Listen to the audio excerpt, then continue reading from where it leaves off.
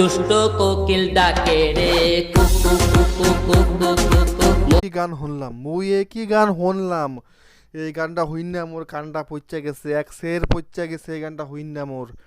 দুষ্টু কোকিল ডাকে রে হিরো আলম ভার্সন, এই গানটা আমি ফেসবুকে ইউটিউবে ঢুকলে এই গান শুনতে আসি। এই গান যে মানে হিরো আলম কেন বের করলো আর শাকিব খানই বা কেন বের করলো, শাকিব খান গানটা বের না করলে হিরো আলম ওই গানটা বের করতো না, ভাইরাল না হলে হিরো আলম গানটা বের করতো না, কারণ যত ভাইরাল গান সব ভাইরাল গানগুলারে খাইয়া দেয় হলো হিরো আলম। আর এই গানের কোনো সুর তাল্য কিছু হয় নাই, অন্যান্য যে গানও গাই হিরো আলম সুর তাল্য হয় না। তার উচিত যে সুর তাল্য ঠিক করে গান গাওয়া উচিত তার।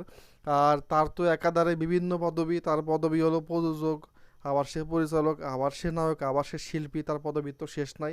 সে তো বাংলাদেশ এবং কলকাতার সব জায়গার ওয়ার্ল্ড ওয়াইড একদম মেগাস্টার সুপারস্টার, মানে তার গান হইন না যে কি অত্যাচারে আসি, এই অত্যাচার কবে যে শেষ হবে, তার এই গানের অত্যাচার।